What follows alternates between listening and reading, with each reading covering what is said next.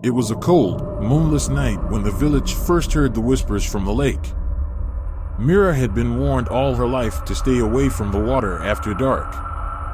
The elders told stories, vague, half-remembered legends about a curse that lived beneath the surface, a malevolent force that stole people from the shore.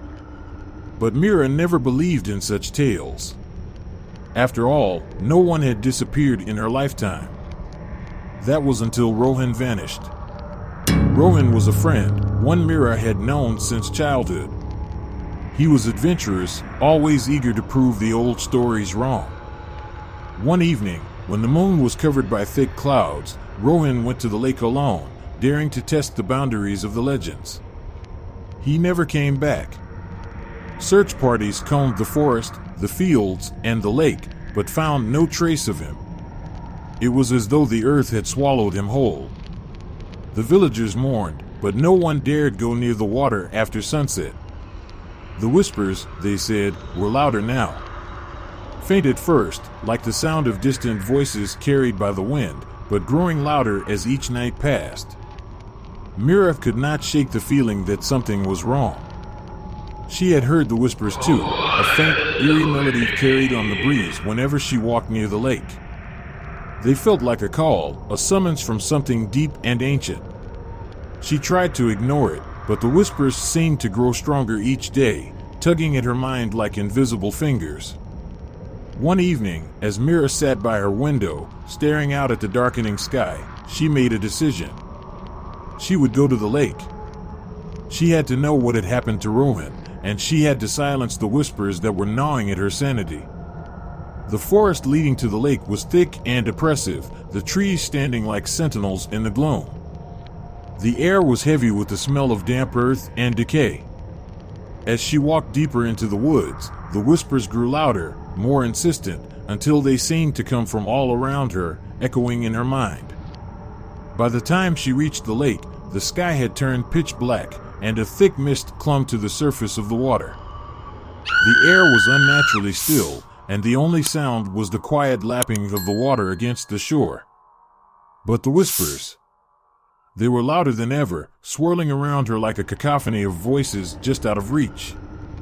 Mira stood at the edge of the water, staring out into the dark expanse. For a moment, nothing happened. Then, she saw it. Movement beneath the surface, like something massive shifting in the depths.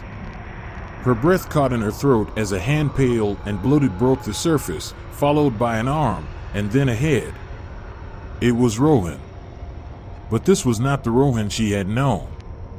His skin was ghostly white, his eyes hollow and black as if they had been gouged out. His lips twisted into a grotesque grin as he staggered onto the shore, water pouring from his tattered clothes. Behind him, more figures began to rise from the lake, their flesh decayed and rotting, their eyes empty sockets of darkness. Mira backed away, her heart pounding in her chest. This couldn't be real. It had to be a nightmare. But the figures kept coming, shambling toward her with outstretched arms. The whispers, now louder than ever, filled her ears with unintelligible words that made her head throb with pain. She turned and ran, her feet pounding against the wet earth as she sprinted back toward the village. But no matter how fast she ran, the whispers followed her, growing louder, more frantic. She could feel them in her mind now, twisting her thoughts, filling her with a deep, suffocating dread. When she finally reached the village, she burst into the square, gasping for breath. But something was wrong. The village was silent, too silent.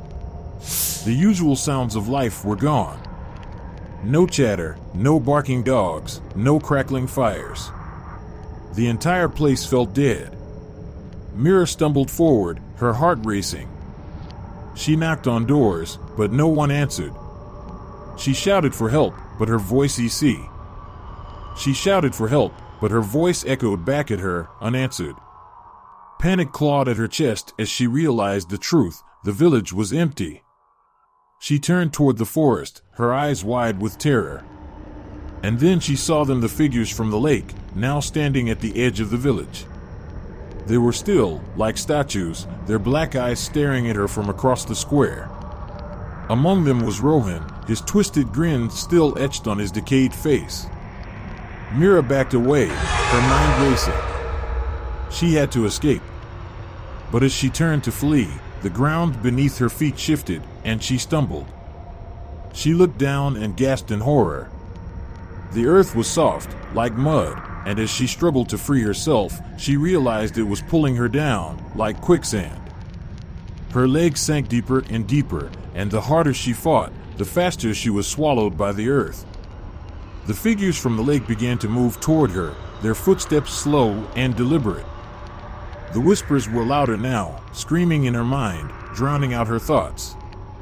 She clawed at the ground, desperate to free herself, but it was no use. The earth pulled her down until only her head remained above the surface. As the figures closed in, Myra's vision blurred. She could feel the cold, clammy hands reaching for her, their touch icy and lifeless.